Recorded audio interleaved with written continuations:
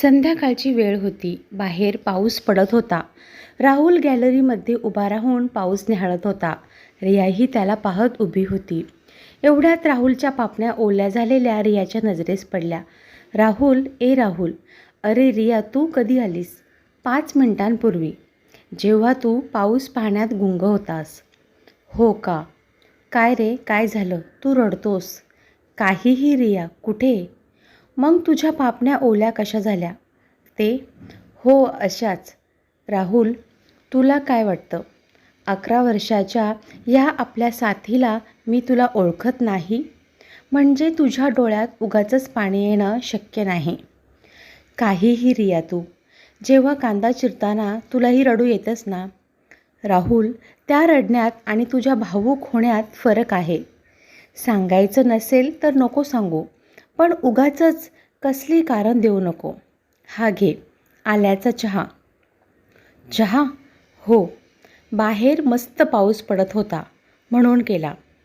बरं, धन्यवाद मॅडम. रिया राहुलच्या चेहऱ्याकडे पाहत होती. काय झालं रिया? अशी काय पाहतेस मला? तुझ्या चेहऱ्यावरच्या प्रश्नाचे उत्तर शोधत आहे. तुला कसं का वाटते की काहीतरी झालं म्हणून? राहुल, प्रेम करते तुझ्यावर. बायको आहे तुझी. तुझ्या मनाची अवस्था मला कळणार नाही तर कोणाला कळणार? सांग ना. म्हणजे आज माझी सुटका नाही तर? नाही. तसंही मला तुला सांगायला काही वाटत नाही, कारण तू माझी मैत्रीण पहिली आणि बायको नंतर आहेस. अच्छा, तर बोला. समोर असलेल्या खुर्चीवर रिया बसते.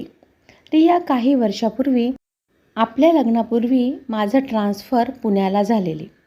माझी भटकंतीची नोकरी, त्यामुळे आई आणि बाबा गावी असायचे आणि मी मात्र फिरत असायचो. सुदैवाने मला आता चांगली भटकंती न करणारी नोकरी मिळाली. असो, तर मी तेव्हा एकता नावाच्या सोसायटीमध्ये राहायचो. त्यावेळची ही गोष्ट. माझ्या समोरच्या इमारतीत एक मुलगी राहायची. असाच पावसाचा काळ होता. बाहेर पाऊस येण्याची शक्यता होती. त्यामुळे मी पाऊसप्रेमी गॅलरीत उभं राहून पाऊस पाहत होतो. तीही आपल्या गॅलरीत उभी होती. ती आकाशाकडे एकटक पाहत होती. तिच्या चेहऱ्यावर निराशेचे भाव उमटलेले. बाहेर वातावरणही पावसाने ढगाळ झाले होते. तेवढ्यात सोसाट्याचा वारा आला. तिचे केस तिच्या चेहऱ्यावर पसरले, पण तिला कदाचित त्याचे भान नव्हते. तिच्या मनात काहीतरी चालू होते. तिचा कंठ दाटून आल्यासारखा वाटत होता. अचानक ती रडू लागली आणि पावसानेही आपली सरी बरसली. एकीकडे तिचे दुःख होते, तर एकीकडे पावसाच्या आगमनाने सृष्टी प्रफुल्लित होताना दिसत होती. तिने आपले अश्रू पुसले आणि आत गेली.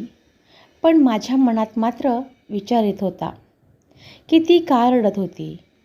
दुसऱ्या दिवशी सकाळी ती मला सोसायटीच्या पार्किंगमध्ये भेटली. मी तिला पाहून हसलो, तर ती काहीही भाव न देता आपल्या स्कूटीवर निघून गेली. हे त्या वॉचमॅन काकांनी पाहिलं. ते पुढे आले आणि मला म्हणाले, राहुल साहेब, ती अशी का गेली न हसता? ह्याचा विचार करत आहात ना तुम्ही?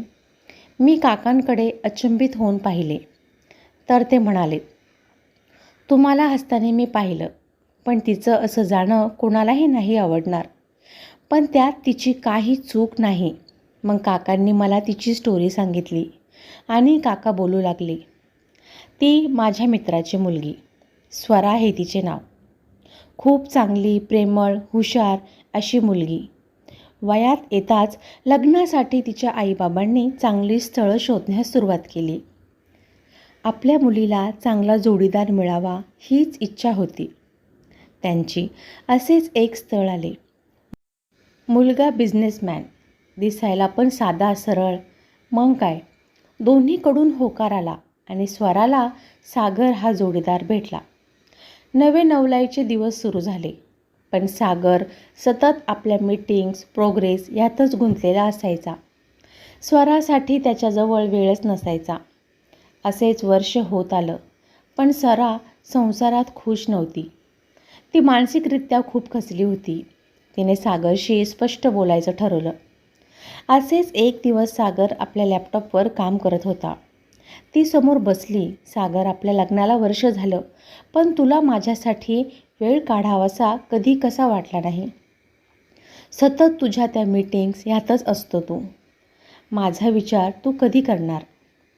सागरने तिला मागे पुढे न पाहता, मला तुझ्यासाठी फुकट वेळ काढायला वेळ नाही.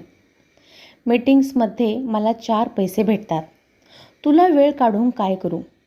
स्वरानेही सडतोड प्रश्न विचारला. मग लग्न कशाला केलंस? त्याचं उत्तर ऐकून स्वरा कोलमडली. मला लग्न करायचं नव्हतं. आई मागे लागली म्हणून नाही, तर मला संसार ह्यातच काडीचाही रस नाही. हे ऐकून स्वराने आपले भविष्य अंधारात आहे हे पाहून न डगमगता माहेर गाठलं आणि त्याच्यापासून कायमचं नातं तोडलं. दुसरा लग्नाचा विचार तिने सोडून दिला. आई बाबांना आणि विवाहित भावाला त्रास नको म्हणून तिने दुसरीकडे राहायचं ठरवलं आणि माझी ओळख असल्याने तिने इथे राहण्याचा निर्णय घेतला. चांगल्या पोरीच्या जीवनाची सागरमुळे वाट लागली. हे सगळं ऐकून मन बधीर झालं. तरीही मी काकांना प्रश्न केला की त्या मुलाच्या आईवडिलांनी काहीच केलं नाही? तर तेही तसलेच, आपलेच घोडे पुढे नेणारे, असे काका म्हणाले. मला उशीर होत होता, त्यामुळे काकांचा निरोप घेऊन मी निघालो. पण स्वराचा विचार मनातून जात नव्हता आणि सुदैवाने की काय, संध्याकाळी ती मला रस्त्यात उभी असताना दिसली. पाऊस पडत होता. मी तिला पाहून माझी बाईक स्लो केली. काय झालं? तुम्ही इथे भर पावसात उभ्या का? नाही, स्कूटी पंक्चर झाली आहे. अरे मग मी सोडतो. तसेही पावसात किती वेळ उभ्या राहणार? उद्या सकाळी पंक्चर काढून घ्या. तिलाही ते पटले आणि ती माझ्या बाईकवर बसली आणि आमची सफर सुरू झाली. मात्र दोघेही गप्प होतो. सोसायटीच्या कंपाऊंडमध्ये शिरतात मी गाडी थांबवली आणि तिने थँक्स म्हणत ती गेली. साधं माझं नावसुद्धा विचारलं नाही. दुसऱ्या दिवशी मी मुद्दाम तिची वाट पाहत राहिलो. ती बाहेर येताच निघूया असे म्हणताच तिने नको मी जाईल ऑटोने. मी पण म्हणालो, कशाला, सोडतो आणि तुमची स्कूटी पण दुरुस्त करायची आहे ना. तिला हेही पटलं आणि ती माझ्याबरोबर आली. तिचा नकार असतानाही मी तिच्याबरोबर स्कूटी नीट करेपर्यंत थांबलो. तिला तिच्या ऑफिसला सोडून मी माझ्या कामावर वेळेत रुजू झालो आणि या पावसामुळेच आमची मैत्री जमली. तुम्ही वरून मी तिला स्वरा म्हणू लागलो आणि तीही राहुल. मग काय, मस्त मैत्री सुरू झाली.